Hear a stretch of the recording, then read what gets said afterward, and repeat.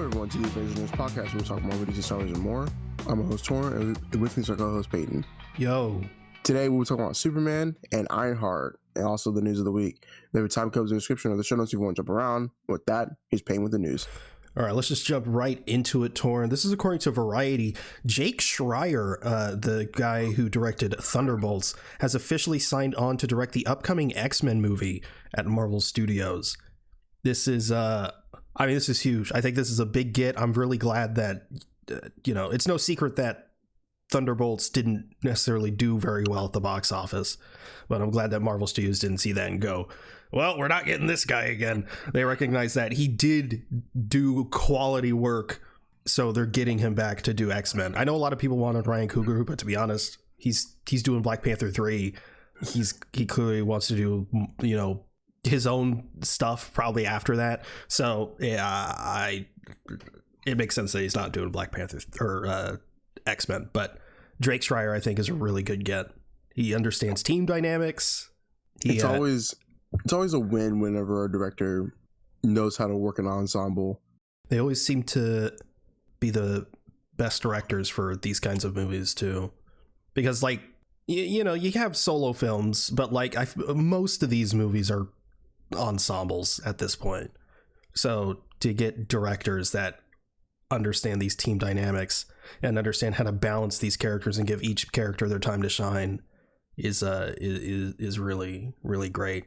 This is according to the Hollywood Reporter. Zendaya and Jacob Batalon will officially return as MJ and Ned in Spider-Man Brand New Day. We knew the Zendaya, we knew this already. We knew Zendaya was going to come back. She's likely going to be in a smaller role. We don't know exactly how Ned's going to fit into the picture exactly, though I assume it's going to be similar to MJ, where it's not necessarily like they're main players again. I imagine that maybe they're just acquaintances. I've talked about it before, but Peter goes to the coffee shop every now and again just to see them.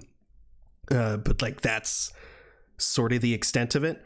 At least I hope that's my wish. But the bigger piece of news to come out of this article from the Hollywood Reporter is John Bernthal will return as the Punisher in Spider-Man Brand New Day, which was, we heard a bunch of rumors surrounding this movie. We're talking Mr. Negative. There's one rumor going around about the villains maybe being like Silver Samurai and Viper, which doesn't make any sense to me. The source on that seemed iffy. That's why I didn't put it down.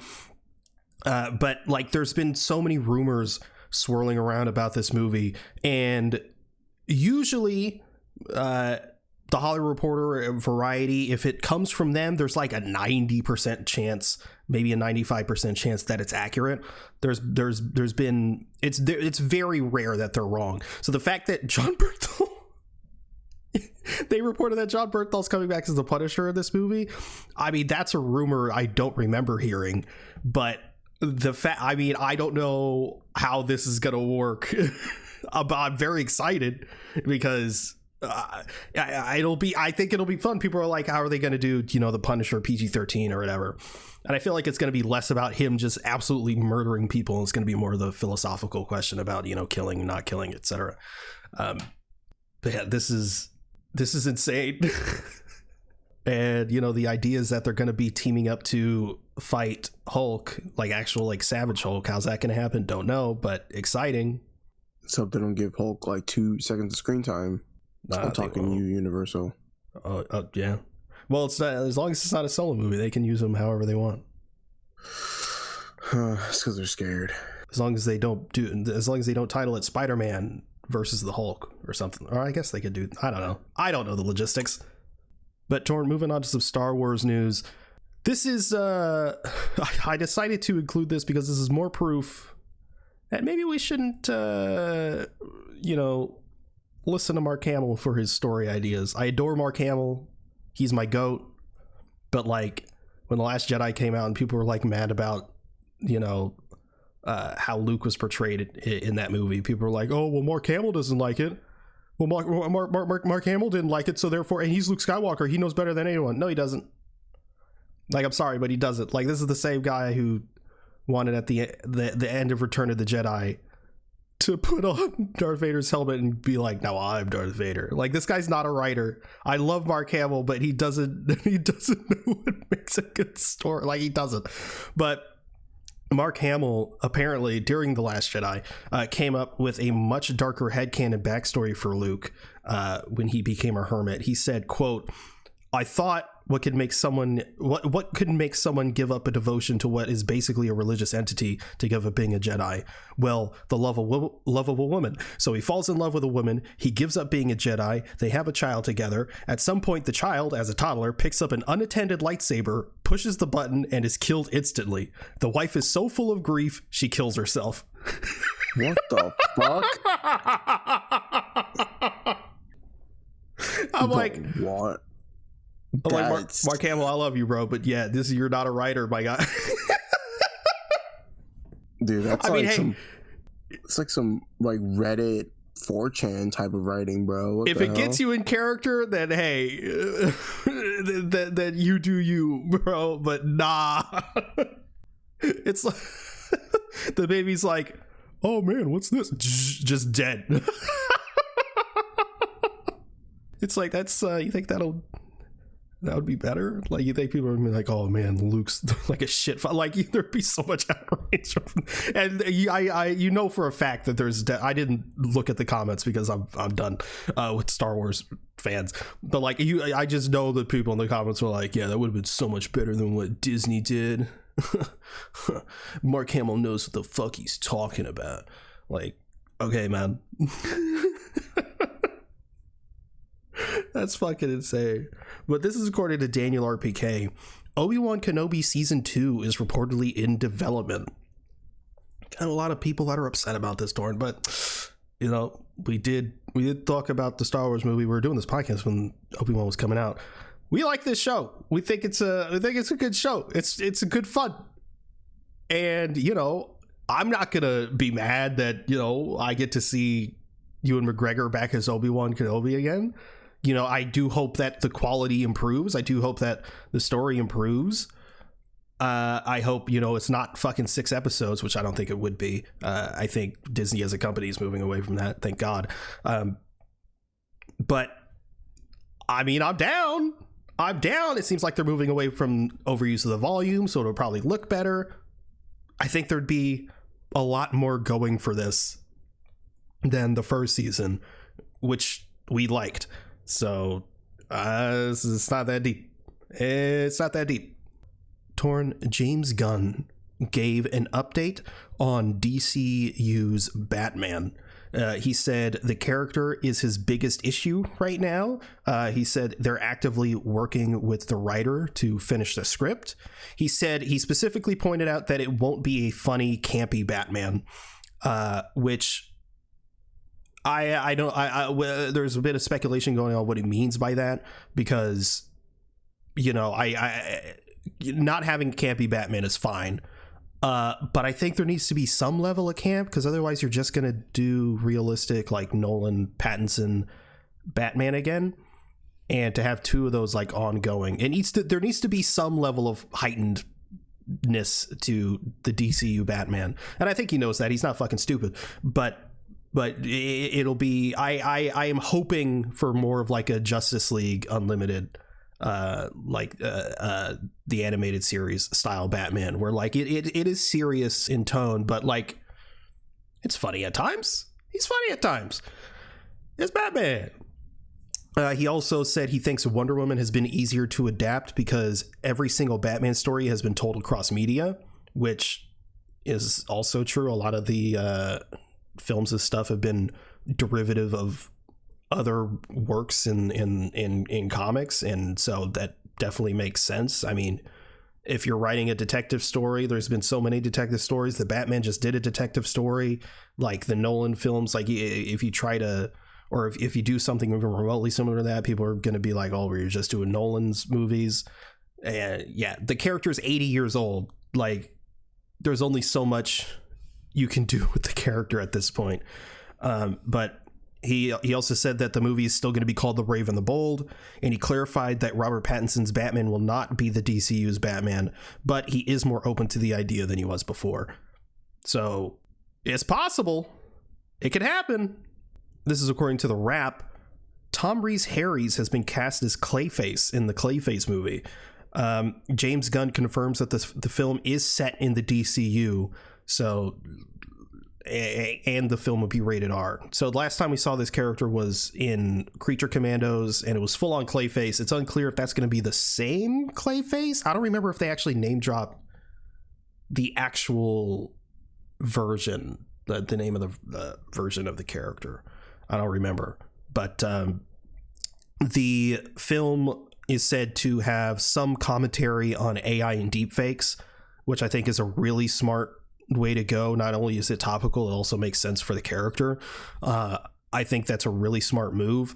Mike Flanagan is still on the script, I believe, and yeah, I'm very excited about this. I think Mike Flanagan, who wrote it, I think he specifically said that he was directly influenced by the Batman the Animated Series episodes, which are some of the best episodes out of that show, and some of the most like one of the most iconic Clayface stories out there. So it's definitely a great story to pull from, and I am definitely more excited for this movie than I was before with this new information. But that is the news of the week, which means it's time to move on to our first topic, which is Superman.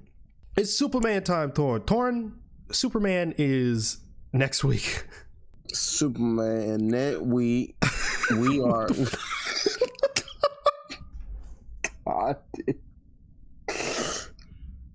We are seeing it early. Yeah. We have gotten very exclusive press screening tickets provided by James Gunn himself to go see it on the 7th. And then we're seeing on the 8th, and then we're seeing on the 10th. So thank you to James Gunn, thank you to Warner Brothers for providing us with special tickets to go see Superman. And go watch James Gunn Superman in theaters July 10th. 11th. We are not sponsored. We are. No, we're not sponsored. We just got tickets by James Gunn. We're invited. We're just not sponsored. I'm telling everyone to go watch his movie. I'm telling everyone to go watch this movie.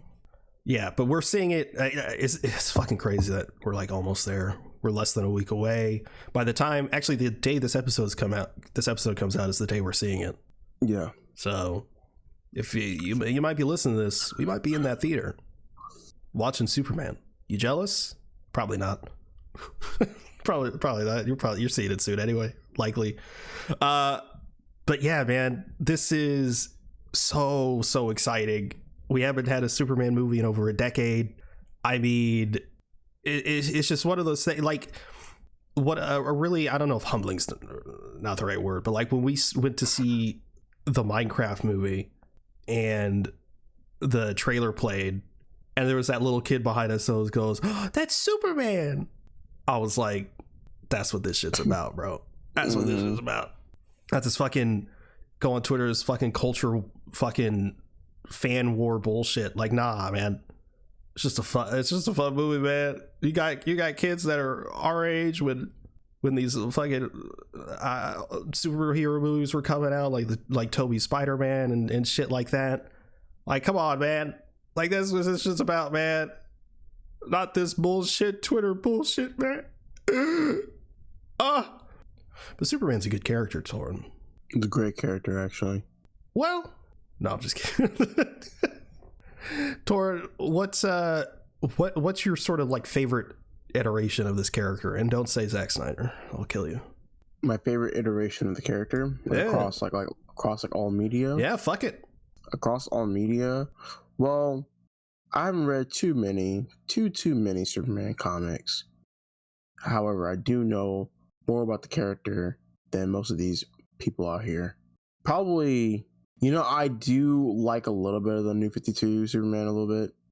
I'm trying not to say like the popular runs. I mean, I could say All Star and I could say Kingdom Come, but I'm not trying to do that as of right now. You're not a basic bitch. Yeah, you know what? I mean, yes, yeah. I'm gonna say it like that. But I do like I said, I do like some of the New 52 Superman. That's pretty fun. I do like my Adventures with Superman show a little bit. That was really, really good. I haven't finished. I haven't started season 2. I haven't started that one yet. But I feel like Superman does have a pretty good, consistent like track record in terms of like comic book characters sometimes. But however, I do like those iterations for sure. My favorite is Henry Cavill. He's my favorite. It's not ridiculous. It's not ridiculous to say that. I disagree. But also, if we're talking about like movies and like TV shows, it's definitely Tyler Hoechlin for sure. Oh, okay. Tyler Hoechlin and Brandon Routh. Look, I'm a bit of a basic bitch, so like Christopher Reeve is like the number one, but like I do like Reeves as well. But I think I see like it kind of like, obviously like Brandon Routh is supposed to be like, you know, is obviously supposed to be Christopher Reeve, but I think we've seen more of Brandon Routh and Tyler Hoechlin. I mean, I'm not saying they top Christopher Reeve, but it's also just like, why are they topping Christopher Reeve, brother? I'm sorry. Oh my god, bro. Here we go. But it's like, you know, like we have seen more screen time of them, and then I also kind of see Christopher Reeve like in those performances for Brandon Routh and Tyler Hoechlin. So Christopher Reeve is definitely in the top 3 for me as well. Yeah, I mean, yeah, he's the blueprint. He is the blueprint because it's like you have Superman 1 and 2, but then you also have 3 and 4. But a lot of people disregard 3 and 4, so you're kind of only getting Superman 1 and 2. Yeah, but people's problem with those movies is the quality of the movie, not Christopher Reeve. Yeah, no, it's always like, sure. Yeah, he's still doing great. I think Christopher Reeve had some story input on 4. He does a lot more like world leadership kind of shit. But that's besides the point. Yeah, if you asked me this like years ago, obviously Chris Reeve would be number 1 still, but like Brandon Routh would probably be number 2. But like Tyler Hoechlin, man, if you asked me like when Supergirl was coming out and Tyler Hoechlin like first appeared, if you told me like back then, I was like, hey, that guy's like the second best Superman, I would have been like, the fuck are you talking about? I mean, he's not inoffensively bad. Like, he's not bad, but he's not good either. I'm like, little do you know, bro. Look, the suit may be trash, but he's getting his own show. Granted, we would have definitely had more seasons of Superman and Lois. We definitely would have been like on season 5. Yeah. But I mean, Tyler Hoechlin's probably my number 2. Brandon Routh probably number 3 to no fault of his own. It's just we don't have that much. There's not too much. There's not too much. We have a movie and a special, basically. Movie and a special, bro, dude. Does he have more screen time than Henry Cavill? Brandon Routh? Yeah. No. Because he's not in the Crisis on Infinite Earths. I mean, I know he's not like that much. But Henry Cavill has Man of Steel, Justice League, and Batman v Superman. I'm not counting Justice League, bro. Wait, which one? But just either one. It doesn't matter. No, I don't count that one. I don't count the first one. All right, well then Zack Snyder's Justice League. Either way, Henry Cavill probably has more screen time. He has 30 minutes in Zack Snyder's. All right, well then that one. And the Man of Steel, he only has an hour. So he only has an hour. No, there's no way he only has an hour in Man of Steel, right? Yeah, he has an hour. There's no way Henry Cavill has an hour screen time in Man of Steel. The first like hour is Krypton, and then in like and then another hour is like all scattered. So it's an hour of screen time. There's no shot. That's without the director's cut of Man of Steel. Holy shit, you're right. What the hell? Was I right? Pretty much. I made that shit out of my fucking ass, bro. I'm not going. Bro pulled that shit out of his ass and he was right. That's crazy. Yeah, I know. Okay, but Henry Cavill does have more screen time than Brandon Routh. Yeah, which sucks.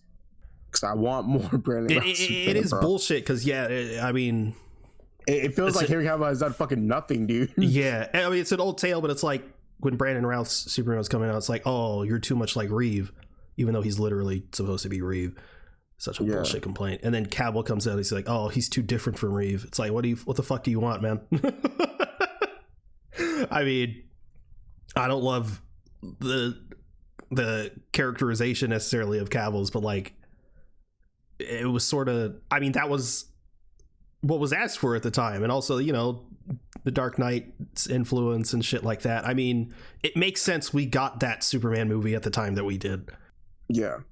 And by all accounts, enjoyable for us. Zack Snyder's best movie, question mark? No, probably not. Zack Snyder's best movie? Yeah, it's probably Rebel Moon. Oh my god, bro. Don't even get me fucking started. Bro, you haven't even seen Rebel Moon. Fuck you. Yeah, I have. You did? Yeah, I've seen Rebel Moon Part 1, and I talked about it, and I fucking hated it. Oh. I but you didn't see the director's cut, though? No, I didn't. Okay, well, you're missing out. Yeah, fuck that, bro. Missing out on peak, bro. Fuck that, dude. I ain't watching that shit, dude. Shit, bro. The amount of slow-mo scenes might as well be the director's cut, bro. That shit's like fucking 2 hours long. You don't want to see an extended cut of the unnecessary rape scene that he loves putting in his movies? I don't know why he fucking did that, bro. It's so weird. Just for like fucking, oh my god, bro. Let's move on, bro. He's a brilliant director, man. He's a brilliant director. Bring him back. He has great visuals. Yeah, that's why he directed music videos, and that's all he's good for. Like, I want Zack Snyder away from like writing, but give him a camera, and I ain't gonna lie, he's cooking with that shit. Yeah, and give him an editor. Give him a good editor. Yeah. That'll be like, hey man, we don't need to do slow-mo here, man. it's fine. Just crazy as hell. But yeah, what are you most I don't know if excited for is the right word, but like, what are you most anticipating for this new movie? I think for me is I want to see how the character is being handled. Obviously, you know, from looking at the many TV spots and trailers and, you know, little stuff about the movie, obviously, you know, they're going for a more hopeful route, which, like, thank God. But I also just want to see, like, I want to see the story that they're going to take with this character. Like, and like, I'm glad, I'm really excited for what I've been seeing in terms of like everything that's being like promoted and everything. But I also just want to see like how Superman is going to overcome these challenges in this movie, because like, you know, and like, you know, going towards like Cavill, like, you know, like, yeah, there's like some challenges he had to overcome, but it's also just like he still kind of felt like, I mean, he didn't feel like a Boy Scout, you know, like he was still this. I mean, then again, Superman is overpowered. He's an overpowered being for sure, but it just didn't feel like that way when it came to Cavill. Yeah, one of my biggest issues with Cavill is that he just always felt like he was in Kal-El mode. Mm-hmm. And we barely got Clark. Like in Batman v Superman, we see him at the Daily Planet and stuff, and he's just like, Perry, I want to take on the Batman story, and this is why, and stuff like that. It's like, all right, man. Like it's just not Clark Kenty enough, and I'm not, and I see that complaint elsewhere too. Obviously, I'm not alone in that opinion, but you have people. It's like, oh well, you know, the tone doesn't make sense for him to like be bumbling around. And it's like I'm not necessarily wanting to go around like, oh, Perry, I'd really like to do the Batman story, you know, like I don't. It doesn't need to be that all the time for Clark Kent, but at the same time, it can't. Like, he can't just be Superman at all times. This is fucking gay. This nigga glasses and call it a day. Like literally, you know, in this, you know, in like this one, like his hair is different. His voice is also like slightly different. Of course, like I'm pretty sure in this one they're gonna show him like, of course he's like slouching a little bit, but like even we got like that little change in the trailer. Like that was so fucking crazy. Yeah, the slaying. Like, holy shit. Yeah. That was so good. God. Yeah. And did you see that James Gunn was like, yeah, he has the hypno glasses. That's what they're doing in this. Yes. It's fucking ridiculous. He would do that. Yep, they're hypno glasses. One thing I am worried about for the new movie, and I'm sure this will subside when I'm actually watching it, but I'm a little worried it'll be too goofy. Like, James Gunn has always been really good with balancing humor and tone, except in Guardians of the Galaxy Volume 2. Yeah, we don't want to go a Volume 2. But he did say like it's less goofy than the Guardians movies, which makes sense. But I don't know. It's definitely more like a what it could be, not necessarily what it actually is. Like, I haven't necessarily seen anything that gives me an impression that it might be goofy, or too goofy rather. But it's just something I'm like, I do want it to be taken somewhat seriously. Yeah. Did you see David Cornswet said he talked to Henry Cavill and Tyler Hoechlin? I didn't see that. Yeah, he said he talked to them about it, and Henry Cavill was like, "Fuck you," and Tyler Hoechlin was really cool about it. But it's cat, bro. No, I'm kidding. Henry, he said that they were both cool. I really like that he actually talked to Tyler Hoechlin, because I feel like, you know, like he could have just been like, "Yeah, I talked to Henry Cavill," because he was the last one theatrically. But no, he talked to Tyler Hoechlin too. But David Corso was like, neither of them really gave him any tips, because they were like, just do your own thing, man. Yeah. And he was like, got it. But you know, maybe Tyler Hoechlin should have given him some tips, because Tyler Hoechlin's fucking goated. It's crazy that we got Superman and Lois. It is so fucking good, man. And also the amount of, like, the shit that they were able to do with, like, the villains and shit, bro. That was so fucking cool. Yeah, I mean, we talked about it in our review, but in that show, there was so much shit I never thought I'd see in live action. Yeah. Like, we got to see, like, the Bizarro world, like, the full-on cubed Earth. Like, what?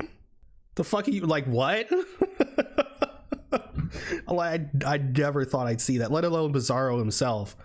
And they made Bizarro, like, just like, super compelling and, like, sympathetic. Yeah, instead of, like, a zombie dude. Like, yeah. I mean, he is a zombie dude, but, like, he's more than that. And they fucking did Doomsday, bro. They did Doomsday, and they made him look good and, like, tied it into the story in a very cool way. They fucking made Bizarro into Doomsday. Like, that's fucking insane. The motherfuckers were... I know their fucking hands must have been burning, bro, because the motherfuckers are cooking. Yeah. And it's like, it felt earned. Because, like, and then you got BVS, and it's like, well, we got Zod's corpse here. Just put it in the water, put some blood in there. There's Doomsday. But not, like... And he looks fucking ugly. Yeah. Lex Luthor, like, put Bizarro, like, through a bunch of torture to transform him into this creature. Like, it was... And it was earned. And then, like, also... It's also, then again, it's sympathetic, because even I fucking love that line at the end of season 3 where, like, Clark meets up with him at the barn, and he's like, what did he do to you? I'm like, oh my god, it fucking breaks me. God, it's such a fucking god. I need that show. I want a scene that show again in the new movie, like the diner scene in Superman and Lois, where he's like, don't talk to... I forgot why was he there? Why was he there? He was like, don't talk like Lois or like his son or whatever, or he don't like touch my son ever again or whatever. Yeah, and don't threaten my wife. Yeah, and he like pushed him, and he just he just doesn't move. Yeah, but like my favorite part about that scene, other than it just being cool as fuck, but like he comes in there as Clark, and he's like, and like we see in that show that he is like the goofier Clark. But he's like, you fucking threaten my motherfucker, I will fucking come for you. Like, you get to see a side of him that's like, he's not quite Superman. He's not quite bumbling Clark Kent. He's just like himself. And he's like, don't threaten my fucking family, man. And everyone's like, Jesus, Clark, never seen that side of you. But then, like, right after, he's like, sorry for the intrusion. Go back to your meal. My bad. Sorry about that, guys. My fault. That shit's peak, bro. And shit, I definitely want a scene from Man of Steel where he gets a fucking beer can thrown at him, and then it cuts to his truck destroyed all outside. I didn't like that part. It's not very Superman. No. I mean, the part where he pushed him and he didn't move again. But yeah, he wouldn't. And also, how'd that happen? Like, whatever. We can't harp on Man of Steel. We can't. We like Henry Cavill. We swear we like Henry Cavill. It's just the characterization at times. But like, we like that movie. The Smallville fight scene is phenomenal. Like when it hits, it hits. Yes. You ever watch Dean Cain version? No, fuck that. And I did not watch that shit, bro. Why not? I you know, honestly, like, I didn't even know about Dean Cain until like recently. So when I figured out, people were like, "Oh, like he was Superman." I was like, "Oh, I've never heard of him. I've never heard of him being Superman." Like the only Superman in my mind were like, you know, Christopher Reeve, Brandon Routh, Tom Welling, Tyler Hoechlin, you know, the anime series, and like Henry Cavill, obviously, and that was it. Yeah, there's also Dean Cain and George Reeves. Where there's also, I knew about George Reeves. People were like, "Oh yeah, Dean Cain was Superman." I was like, I mean, I don't give a fuck. Sorry. So I never watched that. The only older Superman stuff that I watched was, you know, Smallville, and like, my God, that suffers from early 2000s CW writing. Yeah.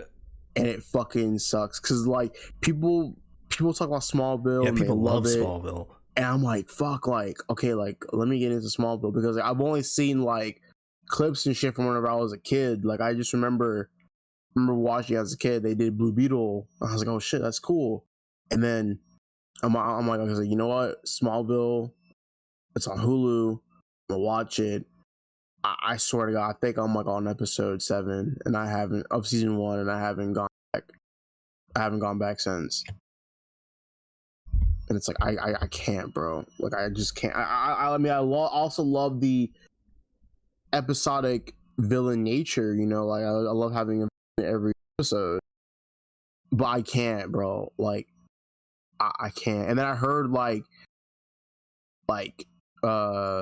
Clark and Lana are on and off for like 8 fucking seasons or some shit. I can't do it, bro. I can't deal with it. Yeah, I feel that, because like so many people love that show, but it's just not. I can't do it. Like, I'll watch clips. I'll watch clips. Yeah, I'll watch clips, and then I'll ask Grok what's the context. Now I'm kidding. Grok, is this true? Grog, is this real chat? But no, I can't do it, man. And then also, like, it doesn't fucking feel right that he never puts on the suit. He's putting on like some fucking blue t-shirt, blue t-shirt, and then like, or like he's wearing different shit with the emblem on it because he's going through like another era. Like, I'm not fucking with that, bro. I can't do that. Pussy shit. Wear the fucking suit. You want to be Superman, right? Put the fucking suit on.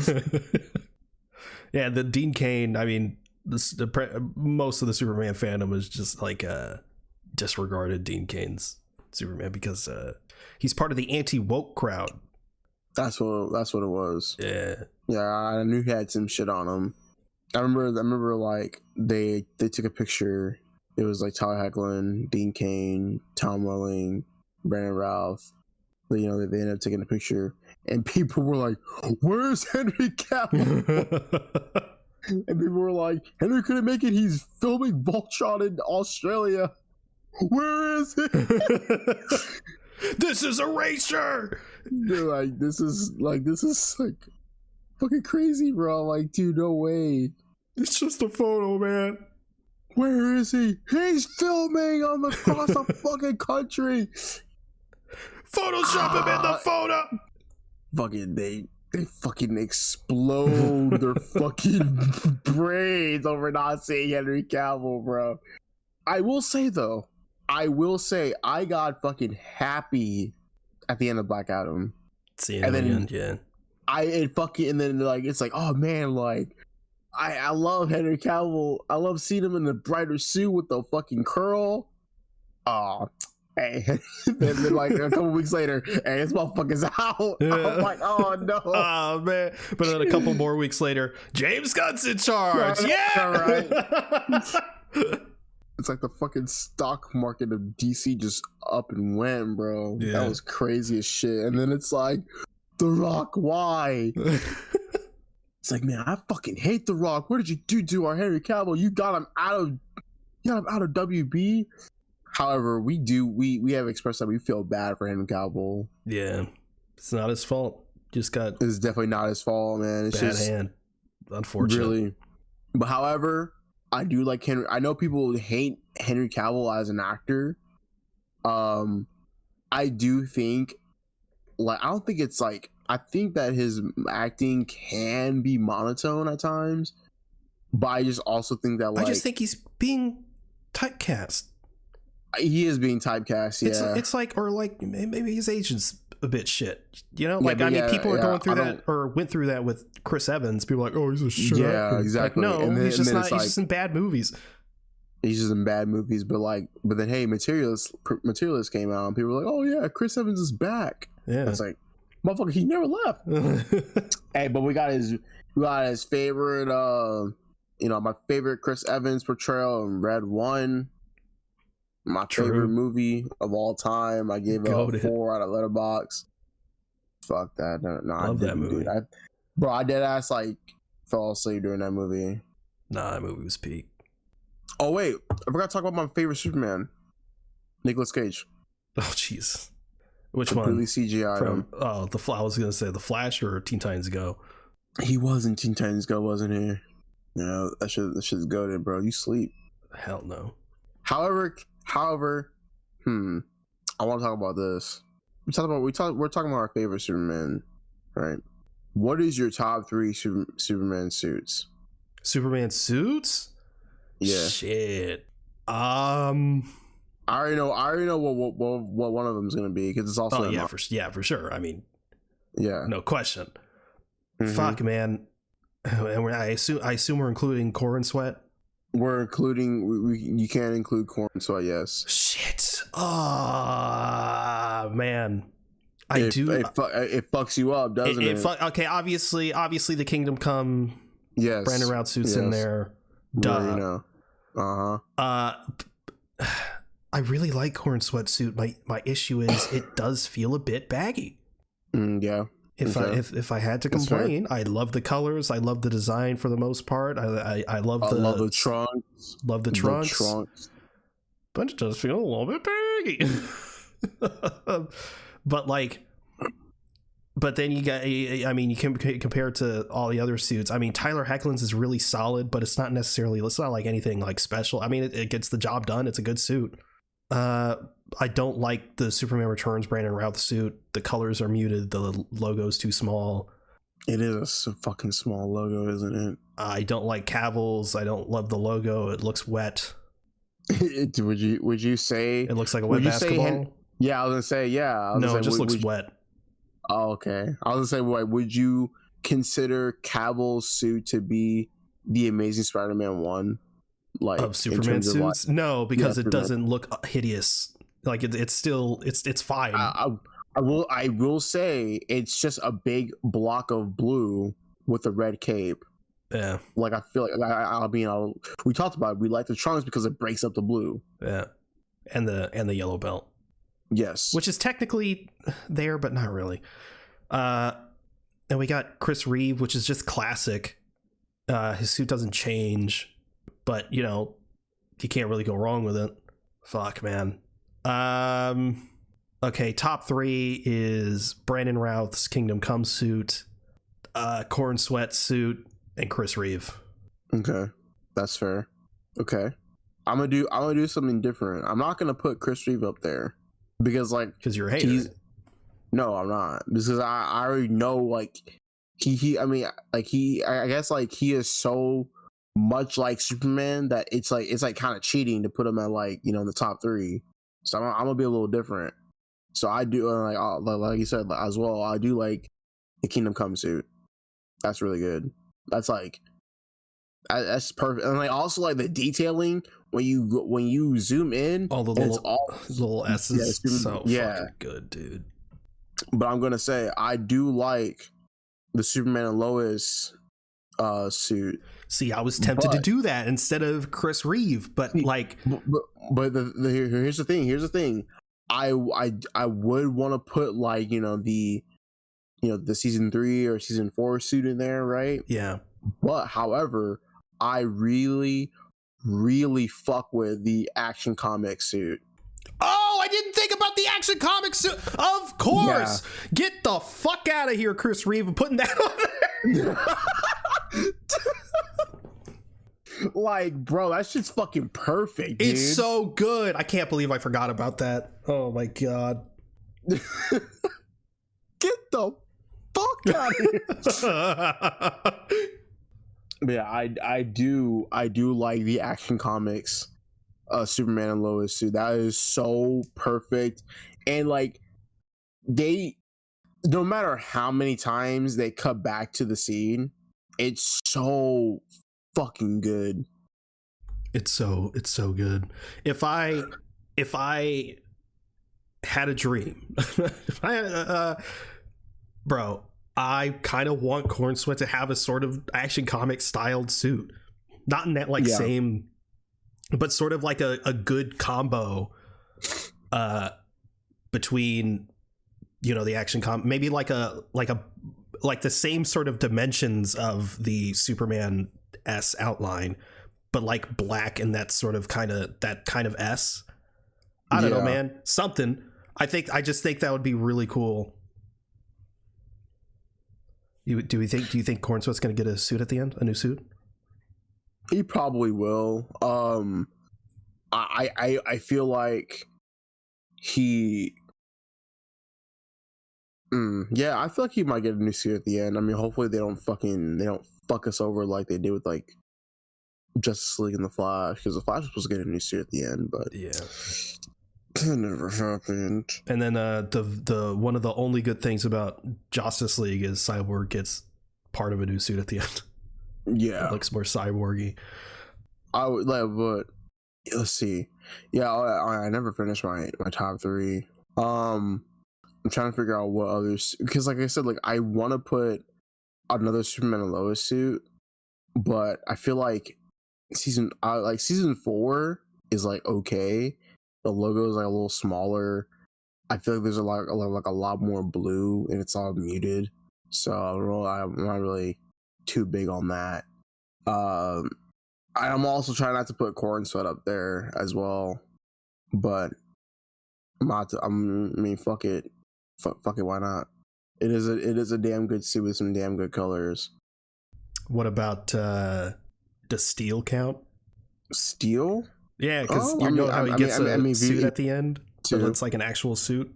Yeah, if you wanna count him. I mean, I'm not putting him in the top 3, but I think it's cool that he's there. Yeah, most definitely. I think so as well.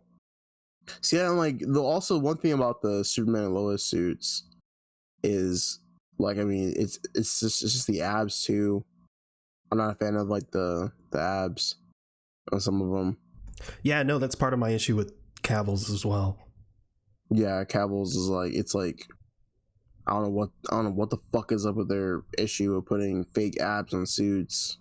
I feel like it's just really not needed. God, I'm just looking at the Tyler Hoechlin Action Comics suit, bro. Jesus, man.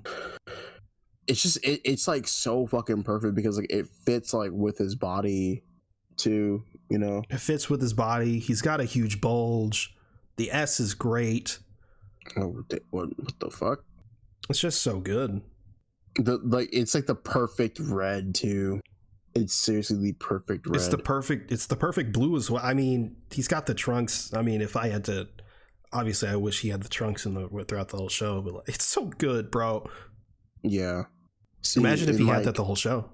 That'd be fucking awesome. It wouldn't really fit the tone, but like it would be cool. I know, but shit. was gonna put the fucking.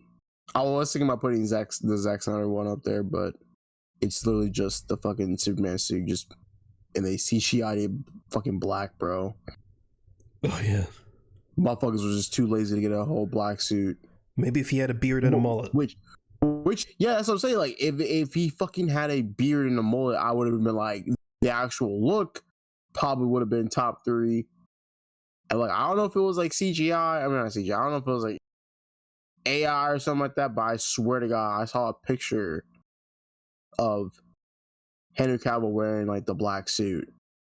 But they could have been AI's making and put it into my 17-year-old brain. What do you think about Ben Affleck as Superman? Oh yeah. Well, he is the only person ever in live action to play both Batman and Superman. Yeah, what a goat. Sure. And he speaks Spanish, bro. He's really good at speaking Spanish for some reason. Yeah, and he's friends with Harvey Weinstein. Who said that? He just is, man. Where'd you get that from? Well, he defended him too. When all the shit was going on, man. I'm with you. I'm sorry to burst your bubble with Brad Pitt too. I'm sorry. I'm with you. All right. I just think you're anti-capitalist, bro. Yeah. I think you hate celebrities. Well, yeah. You know what? Hell yeah. Your point. And go on. Continue. Oh, you want to talk about Ironheart? I do want to talk about Ironheart. All right. Yes. Fuck Superman. Ironheart just came out. They dropped 3 episodes back to back, week to week. It's good stuff. Good stuff, yeah. Just get into spoilers. Who gives a shit? So this shit's not getting a second season, bro. Yeah. And they just dumped it on Disney Plus. I know there's like, here, nigga, damn. Yeah. I'm not fully. I don't fully understand the decision, because I understand like the Disney Plus shows aren't necessarily the most popular thing in the world, but like you're thinking about marketing. Ryan Coogler just had a massive hit with Sinners, and you're not going to be like, this is the newest thing from Ryan Coogler. Yeah, exactly. Director of Sinners. Like, hello? The marketing is just so off. There's just not enough. I was like, bro, like, why? But it just doesn't, I don't know, it just didn't feel right. But, however, what we got, I think to me it's the best 6-episode show they've done so far. Well, no. I personally think it is the best they would have done with 6 episodes. You think it's better than Loki season 2? No. Well, then what the fuck? No, I'm saying, like, the story feels complete with it being 6 episodes. Oh, for sure. Like, it's actually formatted like a show. Yeah, exactly. Yeah, that's what I meant. And I feel like, while it isn't going to get a season 2, I still feel like the way it wrapped up felt nice. I like the way it subverted your expectation. But they kind of did that with like cutting and shit like that. It was like, oh shit, like we knew she made the deal, Yeah. But I just still like the choice overall. I do like like seeing this growth of Riri and how she's. I do like her I like her being a different character than what we saw in Wakanda Forever, considering it is this whole show about her. But I do like what we're getting. I do like Anthony Ramos in this one. I know people were like, it's Anthony Ramos. Like he's just playing the same Puerto Rican character and everything. And I'm like, I guess. I still think he was good. I don't love Anthony Ramos as an actor, but I will say I think this is the most I've enjoyed him in a thing. That's fair. That's fair to say.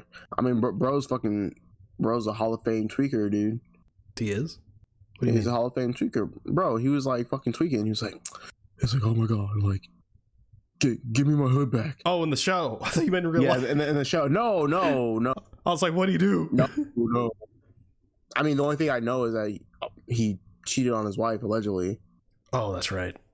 But well, it's Hollywood. Am I right? I mean, am I right? Who has to cheat on their wife? I don't condone cheating, but that ain't my business. How'd you feel about the new suit she made? I liked it until they destroyed it immediately. Yeah, they fucking did destroy that shit too. Yeah. The fuck, man. I'm one of I think I'm in the minority. I like the suit in Wakanda Forever. I even forgot how that shit even looked. I liked it.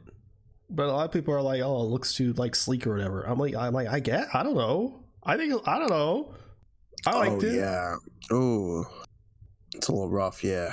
All right, man. But the suit's good. A lot of people are like, why isn't it pink? Oh yeah. Because it's the car, black. Dumb fuck. And the car is red and black. You dumb bitch. Jesus Christ. Yeah, I do like Wakanda Forever. And I also like Ironheart. Ironheart's good. Ironheart's good when you don't got a racist bitch in your ear telling you. That's all bad, bro. The amount of racist shit, man. Bro, it's weird because I haven't been seeing any racist shit, but I just been seeing the whole like the same fucking thing about Tony Stark, bro. I've never seen so many Tony Hawk. Hey, we love Tony Hawk, but I've never seen so many Tony Stark glazers up until this fucking point, bro. And it's just like, bro, like the as the day goes on, it just shows how these niggas just don't read. They don't like reading, bro.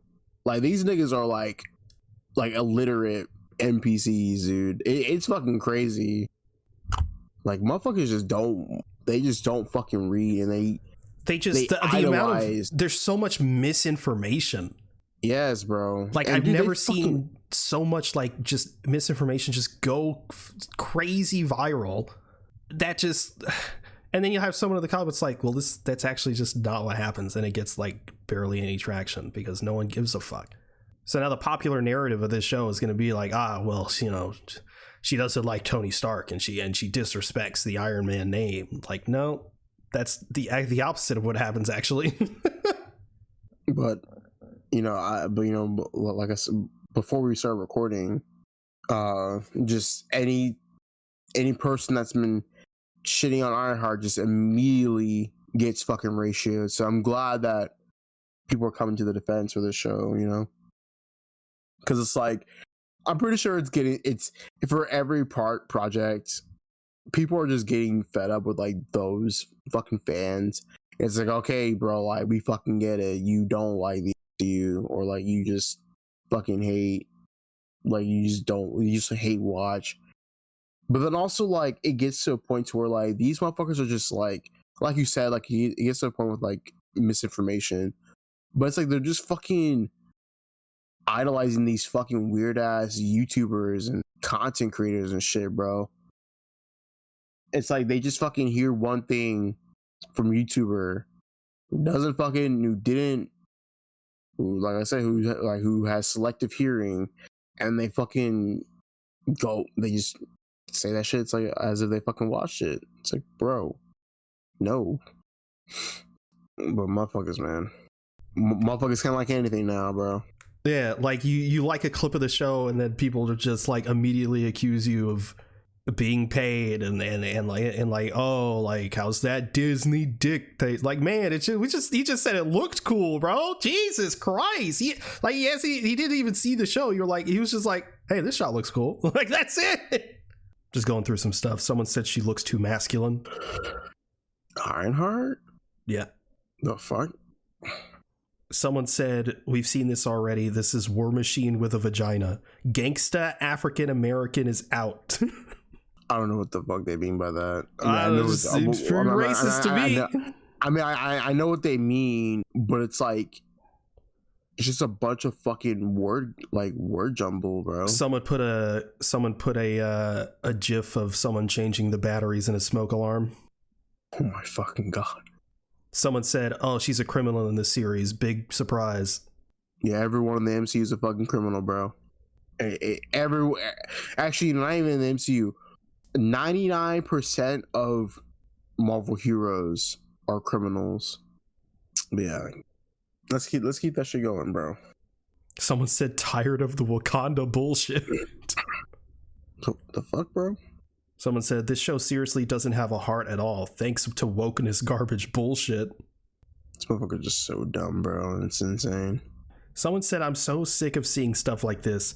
A she-boon could never invent anything. They still haven't mastered how to get buckets of water from a well in sub-Saharan Africa. It needs to stop. These motherfuckers are so protected by a keyboard, bro. It's insane. Someone said I bet $1 million she eats fried chicken in this show. She doesn't. No, she doesn't. So this nigga just put his family in generational debt, bro.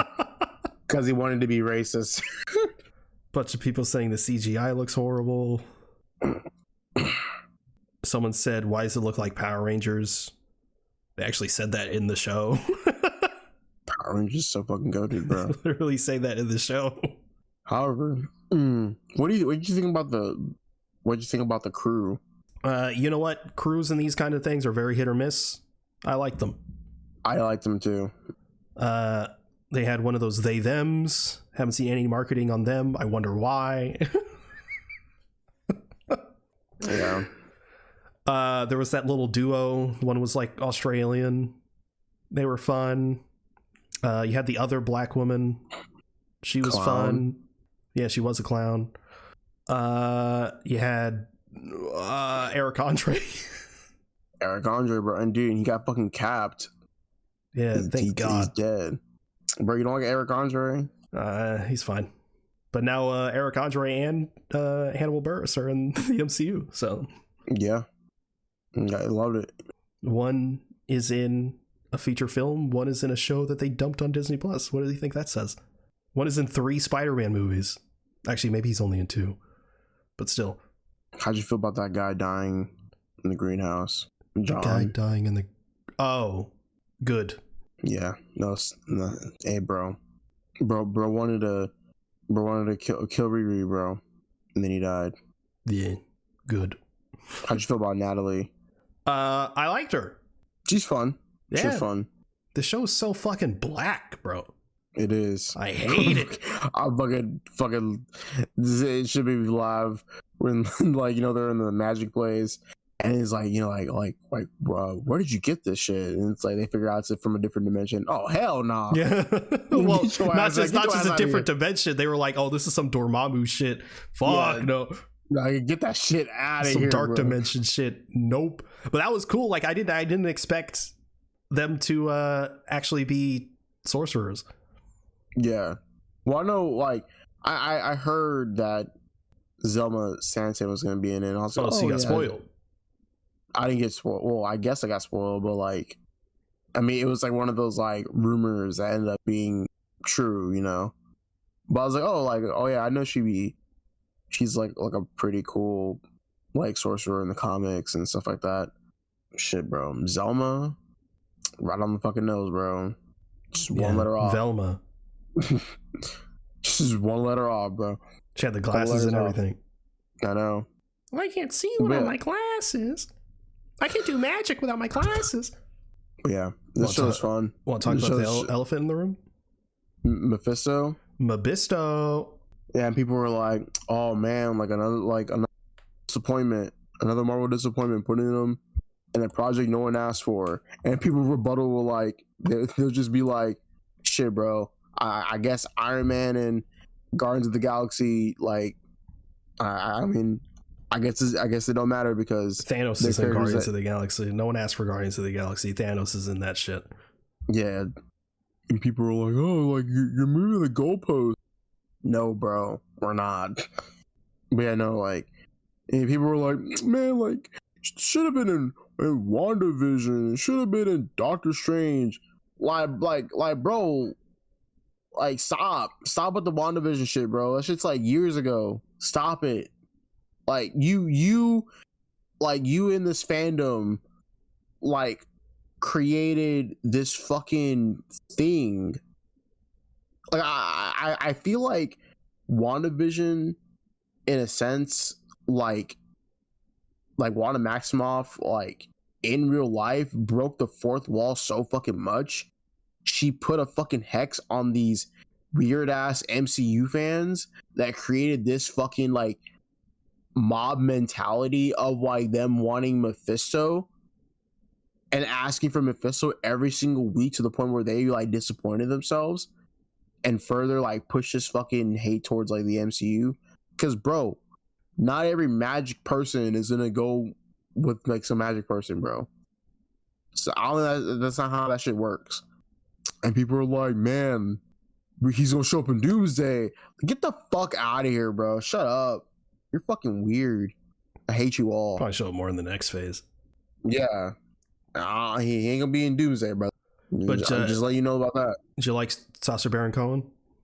I did. I forget that he's British. So then I'm like, man, he got a good ass accent. Oh, wait a minute. Yeah, like at first I was disappointed. I was like, oh man, he's doing an American. Oh man, I was hoping he was gonna be British. You know, like you think of like the devil, like this suave that kind of devil. He's got to be British. He was American, but then I was disappointed. But then he came back with a British accent. I was like, oh, okay, cool. He was just doing a bit. Got it. Sacha Baron Cohen with the fucking beard it's a good look on him. Great performance. For sure. Yeah, I was very happy with it. I was a little iffy when it was rumored that he was cast as the character in the show. And I was like, I like him. I like Sacha Baron Cohen, but I was like, I didn't really know how I felt about it. But yeah, he definitely won me over. I really enjoyed his performance in this. Yeah. Alden Ehrenreich, bro. As Zeke Stain? Yeah. Oh, yeah, that was good. Sucks we probably won't get to see him in the MCU. Maybe. But it also sucks that his powers are in magic. Who? His powers. It's like weird science magic shit. Oh, yeah. Yeah, I really enjoy it. I'm really glad they didn't kill him off because I really thought for a second they were going to kill him off. I was going to be so fucking upset. But he's like, yeah, I mean, they left the door open for so many plot threads. And yeah, like you said, they were probably just not going to get a second season. Which is really annoying. Unless, I hope I'm wrong. Like, I'd love a second season where it's, you know, more than 6 episodes and, you know, they actually put time into it. They could, like, maybe do a movie. I don't know.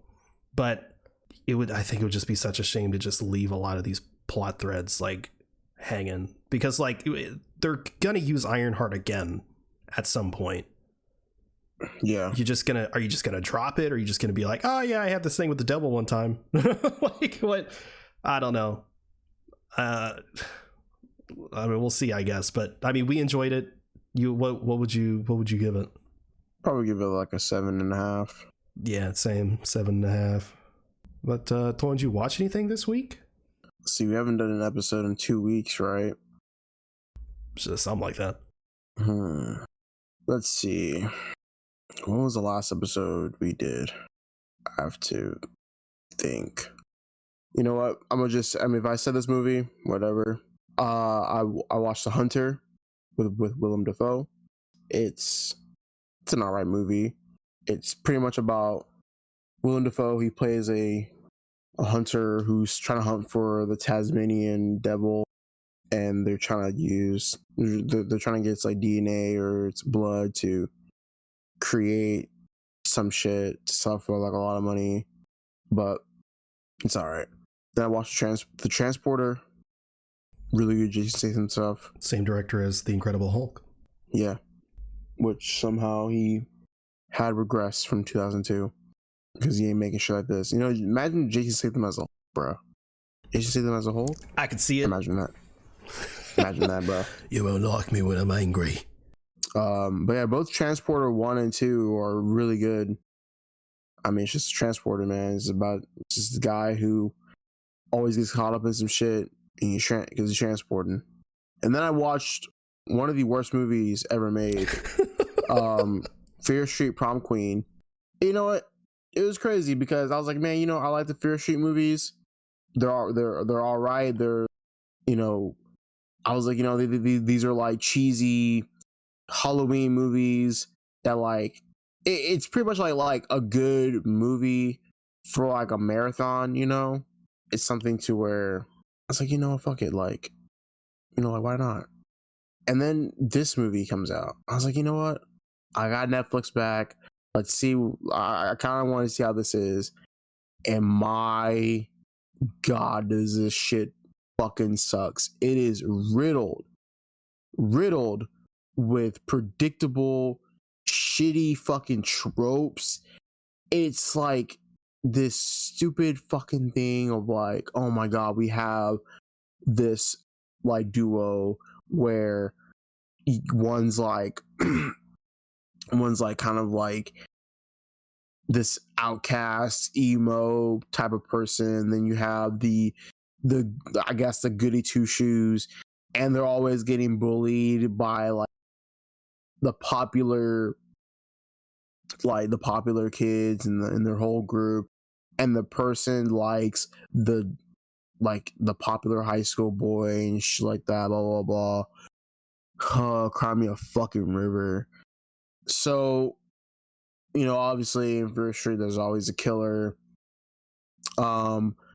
So all these high school kids at prom, they're getting killed and shit like that, right? And then one of them, you know, also in another trope is that one of the women of the group is like, hey, maybe you should stop bullying this person. And then the popular girl in the group attacks like the person who's standing up for the main character. Oh my God, wow, where have I seen this before? And then that person dies. But wait, there's not one killer, there's two of them. And then never seen that before. Yeah, never seen that before, right? However, I will say though, one thing I did like about this movie is that the love interest, right? You know, the love interest gets taken away from you know, or he kind of gets the main character, and for some reason they have like this like really weird character thing where it's like, oh yeah, I've always been into you, and he tries to, you know, like he's trying to like fuck the main character, but he fucking dies, bro. And it's so cool because it's like, man, I fucking hated you from the beginning. I don't know, something about you, I wanted you to die. So I kind of applauded the villains for that, bro. What else? And there's like this really fucking weird dance number in this like fucking movie.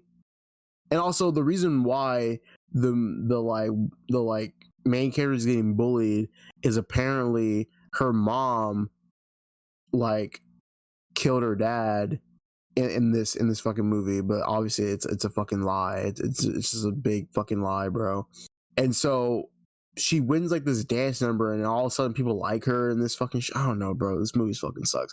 Anyways, it turns out the killers are the popular girl's parents, and like is like, oh yeah, they wanted her win prom because like they're 40-year-old people stuck in high school.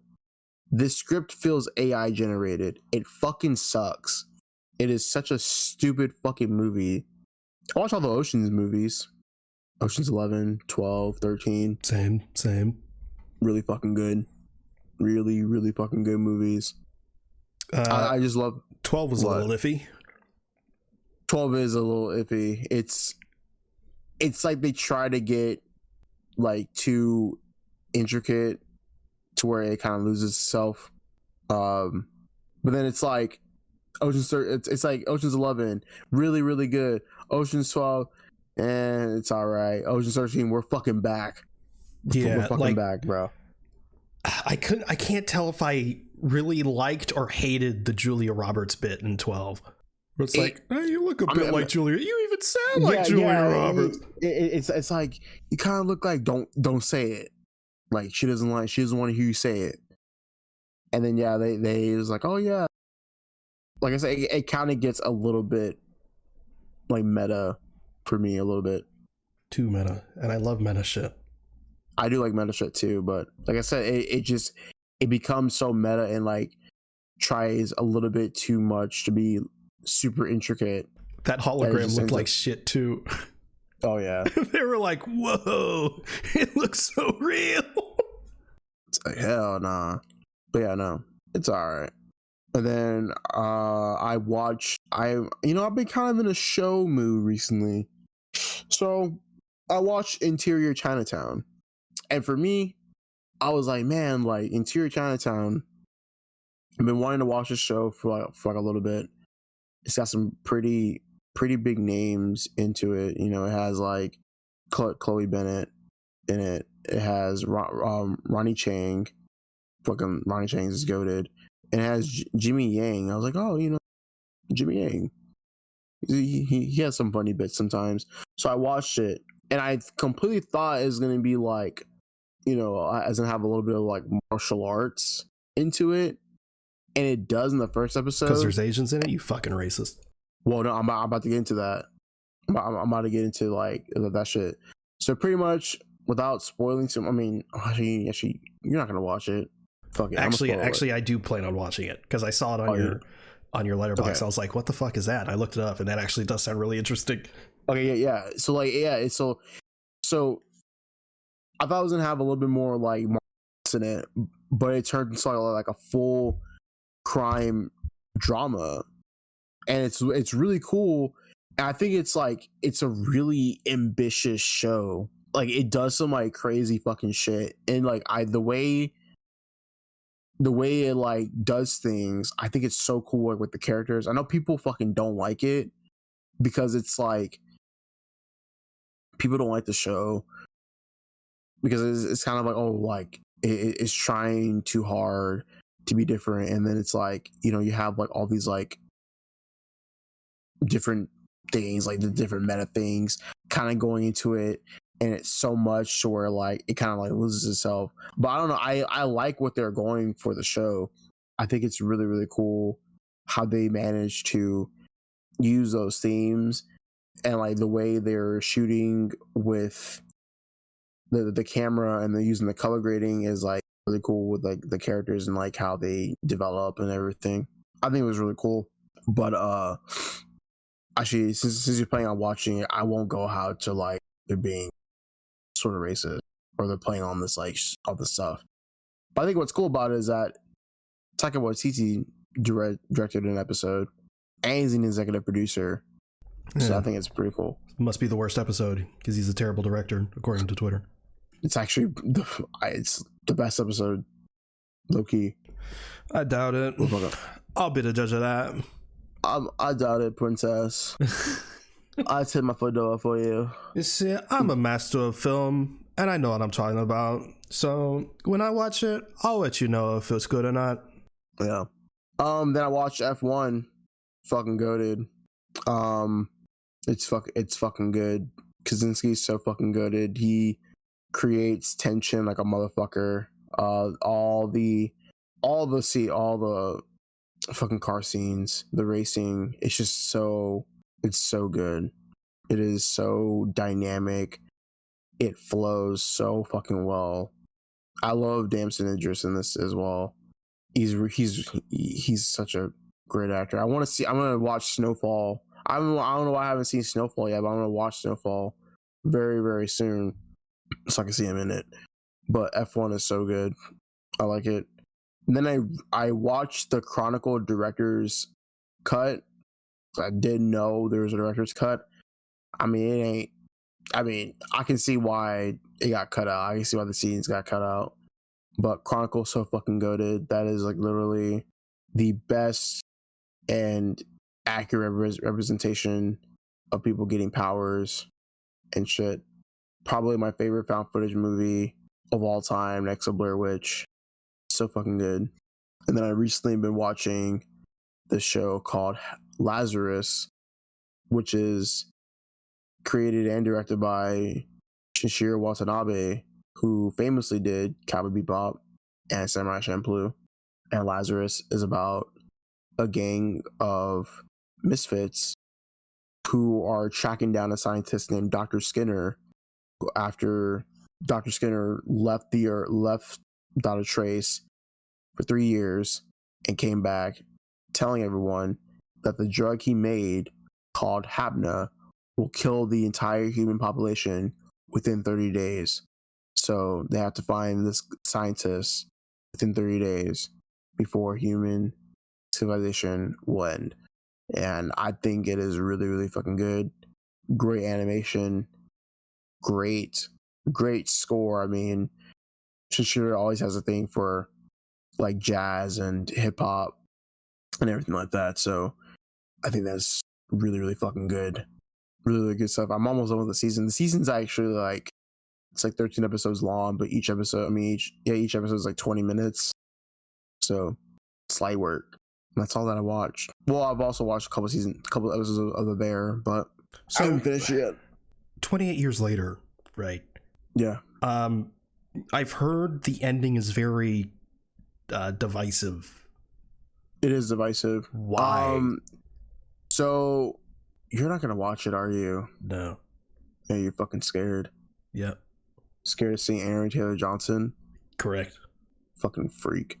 So for 28 years later, the ending is so divisive because, you know, you have I feel like the movie is split up in like 3 different like ways.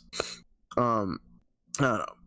I don't want to call myself a fucking film nerd because they don't understand the complexity of themes and camera work in this movie. But no, the ending is very controversial because it is such a complete tonal shift, like from like the rest of the movie.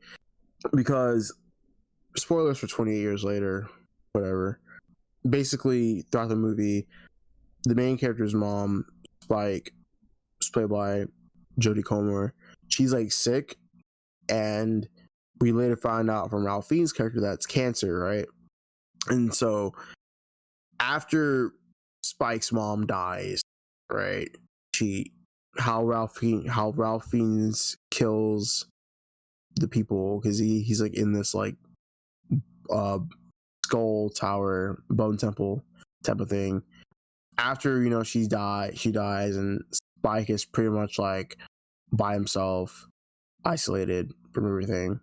He sees this character named Jimmy, and Jimmy's been like referenced all throughout the film, and you see it also in the beginning about like these kids. It's like him and like a few other of his siblings who are all like sisters and like kind of brothers and that. Like they are presumed dead by the infected and everything, but it ends off with Jimmy, and they're killing zombies and like this very like Power Rangers esque thing where like, you know, they're doing flips and tricks and as like this like wacky music, and they're killing the infected in like wacky ways and shit like that. So people were just like, wow, that's like a very, very weird way to end off your film. I think it's fine. Like the ending doesn't ruin the movie for me.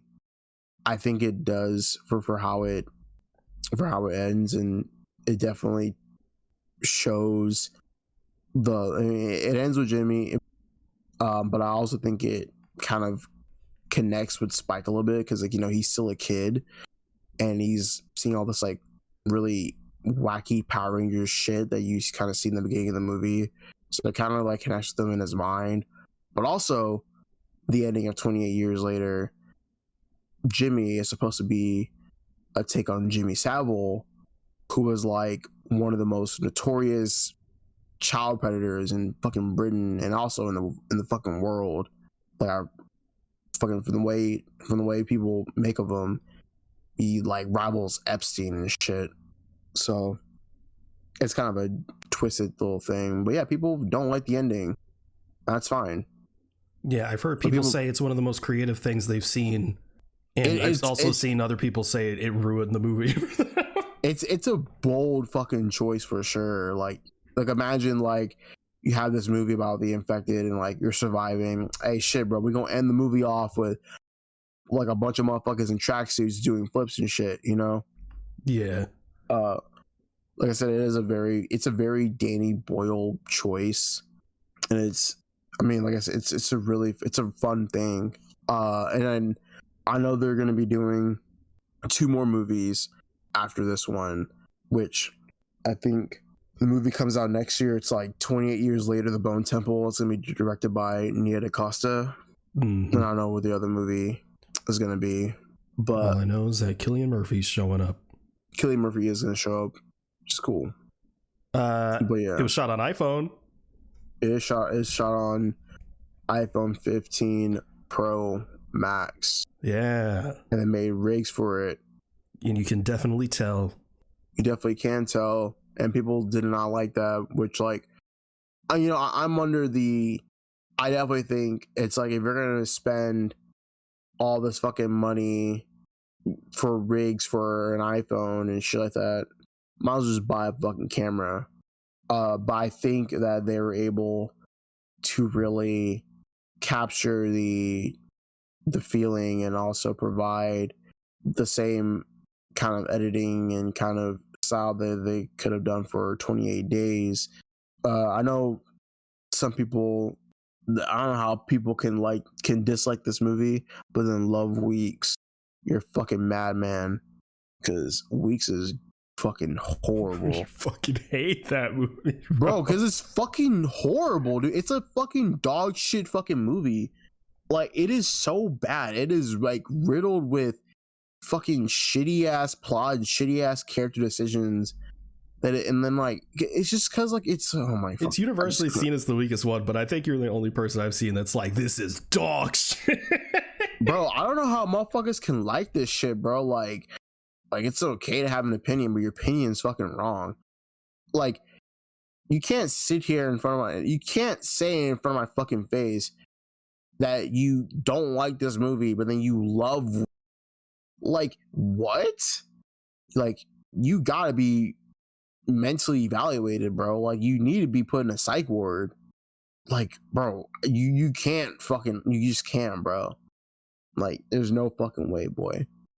Like, this movie feels a true successor to 28 Days, bro. They fucking gloss over 28 weeks because it's fucking dog shit.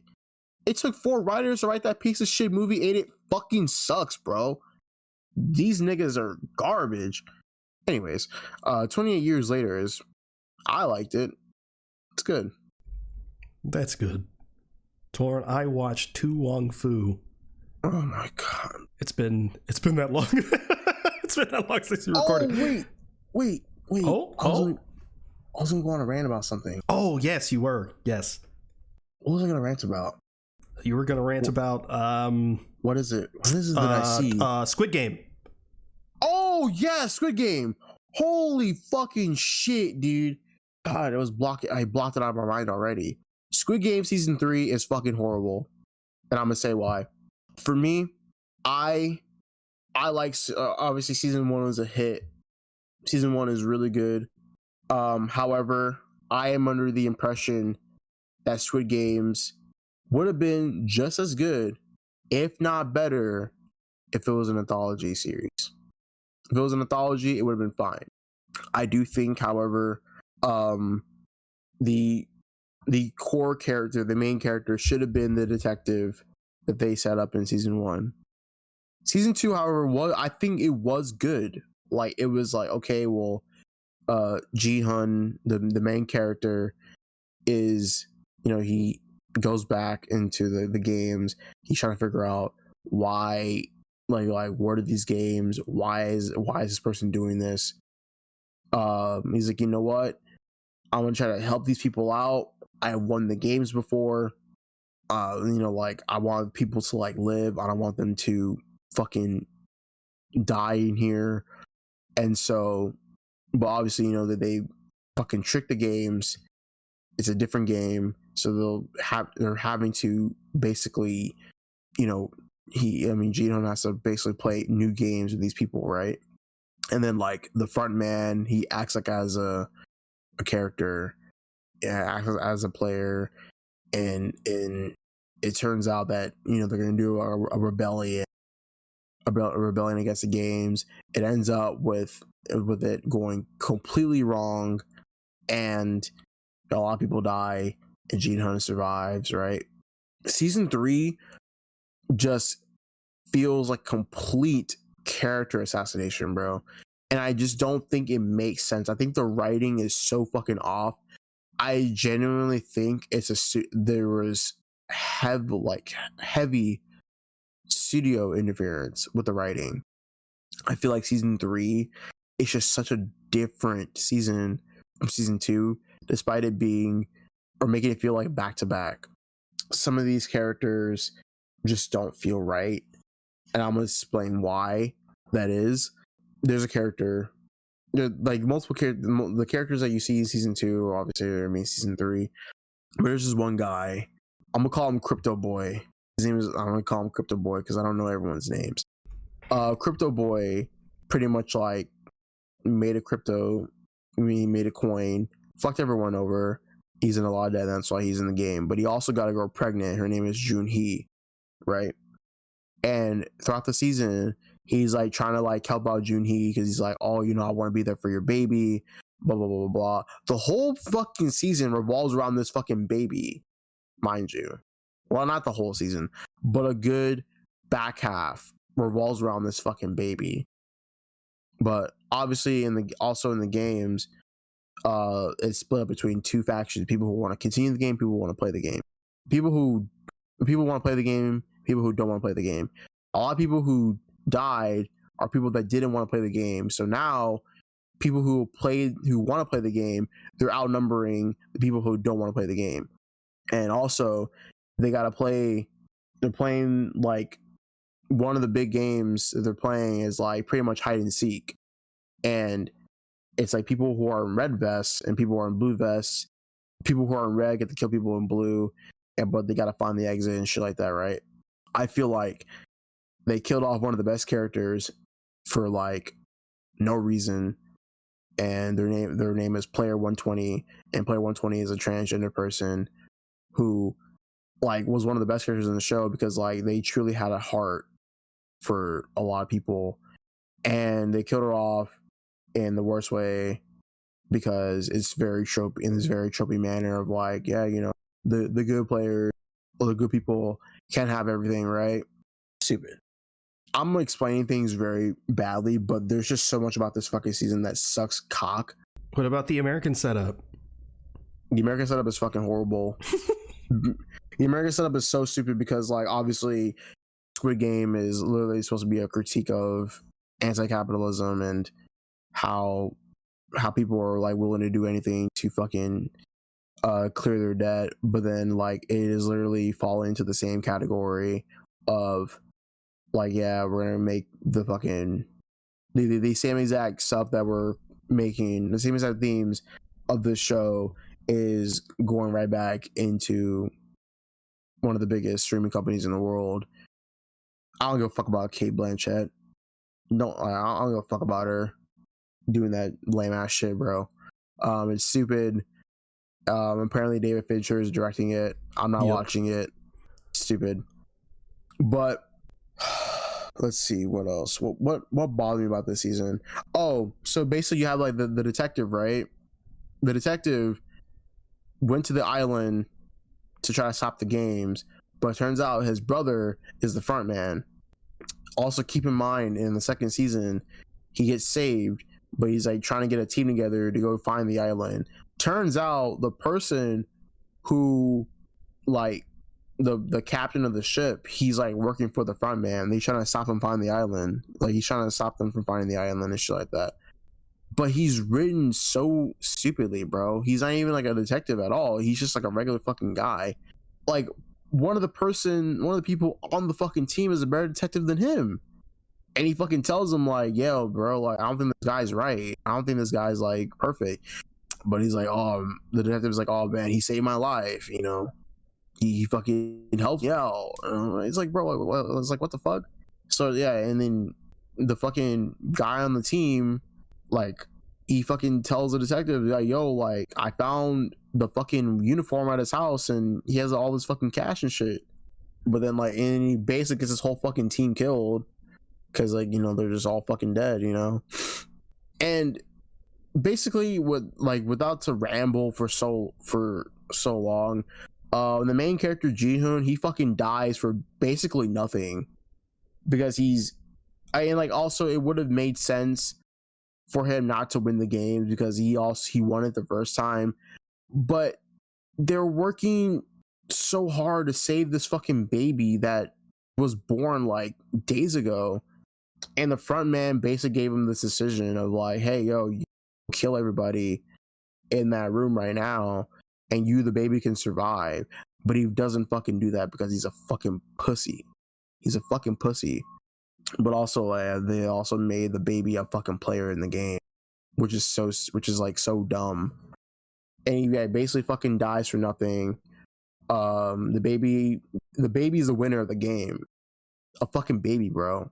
They fucking gave a baby like 46 billion like won. But it's also like not even just like Ji-hun dies for fucking nothing, for like a fucking dumbass baby. The detective goes on the island. He sees his like brother and doesn't do shit about it. Like they don't have like a confrontation. There's like nothing. There's so many unanswered questions about this fucking show. And then it's like, I guess like one of the themes is like, oh yeah, Ji-hun pretty much like kills himself because he wants to, like he's like, you know, he's trying to make a point about humanity and shit like that. I ain't gonna lie, bro. You saving a baby ain't saying shit about humanity. Like, fuck that little nigga, bro. I ain't gonna lie. Like, I'm saving myself at the end of the day. But it's just the writing is just so fucking horrible, dude. Because there's nothing fucking happens. It's like, what is the point of the ending? And I guess one of the endings you could fucking say is that like, oh yeah, you know, Americans are going to imitate foreign stuff, which like I guess, but that shouldn't be a thing of the show. I don't know, man. The season 3 of Squid Game fucking sucks. A pedophile had more screen time than the rest of the people, so yeah, the show's dog shit. That's Hollywood, am I right? Yeah, season 3 is a bunch of fucking garbage. Yeah, I'm done ranting about Squid Game. I'm done. All right, I watched Tu Wong Fu. Yeah, look, it's a fucking good movie, man. Like, it's a movie about drag queens, right? You have Patrick Swayze, Wesley Snipes, and John Leguizamo, be it playing drag queens or whatever. But I think the movie came out in, I want to say, like 95. I just turned on my TV, by the way. What? I just turned on my TV to put on Tu Wong Fu. You could have just led with that, bro. What? You could have just said, yeah. You could have just said they're playing drag queens. I thought I told you that. You never told me that. You just said you kept fucking talking about how you wanted to fuck young John Leguizamo. Whoa! I never said that. You dead ass. You were like, man. You're like, bro. Like, I said he was too good at his job. No, you were literally. Yeah, because he's in drag and he was doing a good job. No, bro. You were like, oh man, I want to fuck young John Leguizamo. You're making it seem like you wanted to fuck this dude. I'm like, bro, like. I was like, what the fuck is happening? I'm not gonna do that to Sid the Sloth, my guy. No, and you dead ass for like, man, he's looking too good. I was like, what the fuck is happening? Like, that's not what I said. No, that's dead ass what you fucking said, bro. Let me finish. Let me finish. So they're playing drag queens, and the movie came out in 1995, and that's cool on its own. But like, the thing is, I don't think this is a drag movie. I think this is a trans movie, and they're using drag queens as like a way to make the pill go down easier. Mm-hmm. Because they spend the entire movie in drag. They're essentially going on this little like road trip in drag the whole time. Any drag queen will tell you that they're not gonna fucking do that. But they're going by she, her the entire time. Everyone is calling them she, her. They're talking about, you know, their identity, specifically sort of like as women. They do talk about, you know, them like being guys, quote unquote, but it's very much a trans movie, I would say. And it's just really fucking solid. For the time, I mean, there's also there's an antagonist character that is spewing a lot of rhetoric that is used today. It was just it's a very optimistic view on everything, but it was just a really good solid movie, and John Leguizamo was definitely the standout. Like Wesley Snipes and Patrick Swayze were doing a really good job, but John Leguizamo, it's like you watch John Leguizamo's performance in that movie, it's like, why is this guy not in more things? he's really fucking good. But yeah, so I watched that. I watched Burn After Reading, Coen Brothers movie. It was solid. Really enjoyed it. Not my favorite Coen Brothers movie, but it was definitely enjoyable. Like you, watched Oceans 12 and 13. Already talked about that. I watched Lady Bird. Oh, really? How'd you think about it? I thought it was really good. I made the mistake of going through some reviews. A lot of fucking idiots. They're like, oh wow, so this white girl, this white fucking like middle class girls having issues. Whoop de fucking do. Like that's the fucking like, or like, oh, she's ungrateful. Like, yeah, that's the movie. She's learning to be grateful for what she has. That's the movie. But yeah, it was really good. The mom was pissing me off. That's pretty much my only complaint with the movie is the mom. What'd you think about Timothée Chalamet? He was all right. Bro's so nonchalant, bro. I know. He looked like Bob Dylan. It was weird. Yeah, it's almost like he foreshadowed it. Yeah. Lisa Nagaib. But yeah, my only complaint was the mom, because she was a bitch, bro. She was a bitch. And they like seemed to like try to go on this like arc with the mom, like, oh, love your daughter for who she is or whatever, but she never quite reaches it. So it feels like she doesn't actually learn anything. But it's fine. Otherwise, very good movie. Greta Gerwig doing great things. I was gonna go on like a little bit of a spree. I was gonna watch Lady Bird, then I was gonna watch Little Women. And I was going to watch Midsommar, which I know isn't really in the same category, but they're fucking not on anything. So I was like, well, guess I'll go fuck myself. So hey, instead, look, man, you ain't watching Midsommar, bro. I'm going to watch Midsommar. So instead, it's got the word mid in it, bro. I'm scared. Yeah, but it has Florence Pugh. You're right. You know what? You're right. You know what? Hell yeah. But I watched Tombstone. What'd you think about it?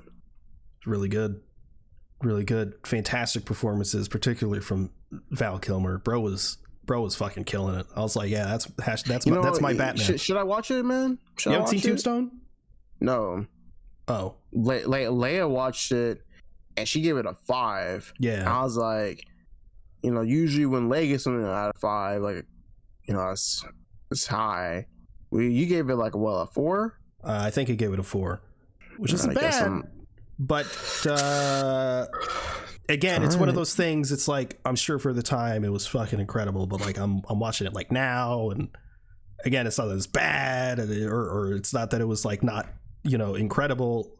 It's just stuff. It's stuff that I've seen. There's a lot of tropes in this movie that I've seen before that come from this movie. You know what I mean? So it's not the movie's fault. It just is what it is. But yeah, I'd mostly watch it for just the really great performances and shit. And then I watched Fant Four Stick for the first time, technically. God. I've never actually watched the movie in full. I've seen everything in the movie, just not complete. And you know what? You know what? It might be goated, my guy. It might be you're fucking rage baiting me. Look, man, dude. I'm not saying it's as good as the previous two. Oh, bro, please. I'm not saying it's as good as the previous two, but listen, man. No. Listen, man. Shut up. It's hot garbage. Yes. Yes. Had you in the first half. Look, the first like 30 minutes aren't terrible. Like, there's definitely baffling decisions. Like, they're at the fucking science fair and they're clearly 28. And like the whole like it's clobbering time shit is fucking baffling, but like it like it's fine. But like once they actually go to alternate dimension or whatever, it just goes off a fucking cliff, dude.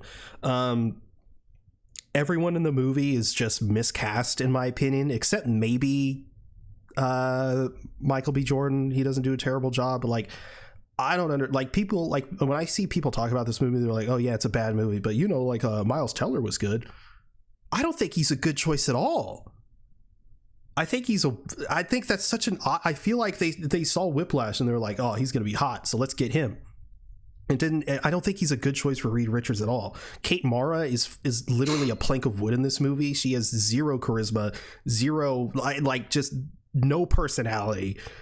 Horrible. But like, yeah, so everyone's miscast. The creative decisions are terrible, but like, the shit surrounding this movie, like a lot of behind the scenes stuff and all the reshoots and stuff like that, it kind of made it a fascinating watch. Like, it's terrible, but like, it was kind of like all the decisions, I was like, man, what happened there? So like, it was kind of entertaining, but it's not the movie that's entertaining. It's more of like, what the fuck happened here that made it entertaining?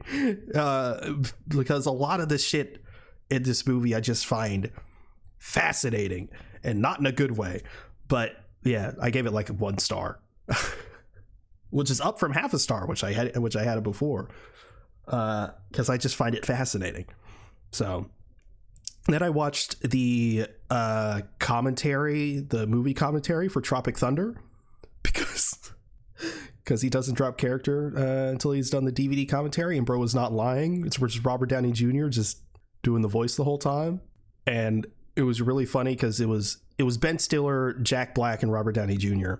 And Jack Black was late to the recording, and he was like, I'm so sorry, I'm late, because this kid was like born pretty soon before. So like he was like I was up at 5 a.m. The kid was doing whatever, and Robert Downey Jr. just goes, "Hey Black, miss me with all that shit, man." Like, he's just doing it. Crazy how we got Iron Man and War Machine in the same performance. Yeah. He's just like just doing it the whole time. He was like talking to Ben Stiller. He was like, "Look at those arms, man. You looking great." And Ben Stiller was like, "You look pretty good in Iron Man." He was like, "Man, even at my peak, I didn't look like that." And by the, like, as the movie was going, once, you know, his character dropped character, then he dropped character. So then he dropped character. Then he started being Australian, and he was like, "Hey Jake, look, I don't care about you being late. That was the other guy." I was like, this guy's fucking like, he's just keeping it up for the whole fucking movie. And then once the credits rolled, he was like, "Great job, guys." And they're like, "Hey, Robert." It was a very fun listen. But then lastly I watched The Day the Earth Blew Up, that Looney Tunes movie. Pretty good. It's Looney Tunes. But that's all I watched. So is that the show? That is the show. All right. Well, thank you everyone for listening to Avengers Podcast. If you want to follow us, we're at Avengenerds on Twitter. That's AVENGE Nerds. All one word. If you want to follow either one of us, you can reach me at @itzenith_ on Twitter. Where can they reach you? At Torrentino on Blue Sky. Hell yeah. We also have a Discord if you'd like to join the conversation there. This will be linked in the show notes. You can also check out our link tree for any additional links you may be interested in. You can also review the show in-app on Apple Podcasts. If you could leave 5 stars in a review, it would really help us out. Thanks again for listening to the Adventures Podcast. We'll see you next week for Superman. Yeah. Later.